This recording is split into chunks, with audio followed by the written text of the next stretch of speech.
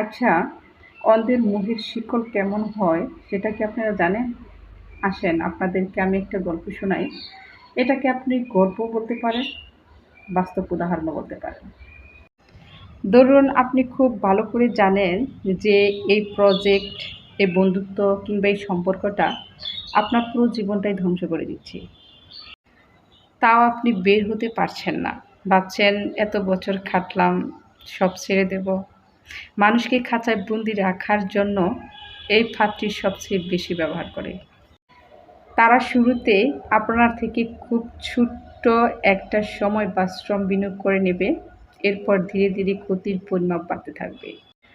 যখন তুমি ক্লান্ত হয়ে পিছু হটতে চাইবে, তখন ১ সেকেন্ডে তোমাকে মনে করিয়ে দেবে, তুমি নিজে ৫ বছর দিলে, এত টাকা খরচ করলে, এখন যদি তুমি চলে যাও, তাহলে তোমার পুরো ইনভেস্টমেন্টটাই লস হয়ে যাবে। তোমার ভবিষ্যতের মেকি স্বপ্ন দেখাবে।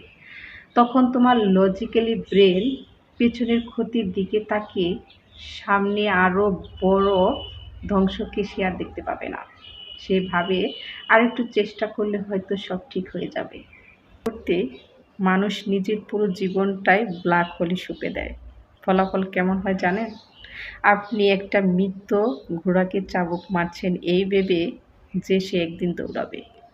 অথচ আপনি নিজেই জানেন না যে এই খাটনির শেষ পরিণতি হচ্ছে এক মহাশূন্যতা।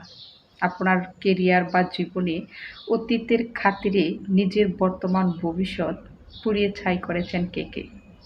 এই মরণ ফাঁদের বিরুদ্ধে কখনোই কি রুখে দাঁড়াতে পারবেন না? আপনি সতর্ক হন। যাকে আপনি পরম আশ্রয় ভাবছেন, সেও হয়তো আপনার নিজের পায়ে দাঁড়ানোর ক্ষমতাটুকু কেড়ে নিচ্ছে। একে বলা হয় ইমোশনালি ডিপেন্ডেন্সি বা পরনির্ভরশীলতার ফাঁদ। তারা হয়তো আপনাকে অতিরিক্ত কেয়ার দিয়ে আপনার নিজের সব সিদ্ধান্ত নেওয়ার ক্ষমতাটুকু নষ্ট করে দিচ্ছে। আচ্ছা, কিভাবে আপনি এই ফাঁদে পঙ্গু হয়ে যান সেটা যদি বলি, নাম্বার 1 হচ্ছে সিদ্ধান্তের স্বাধীনতা কেড়ে নেওয়া।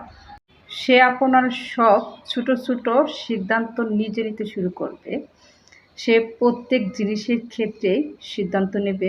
আপনি হয়তো ভাববেন এটা হয়তো ভালোবাসা, কিন্তু আসলে এটা আপনার আত্মনির্ভরশীলতা কেড়ে নেওয়ার প্রথম ধাপ।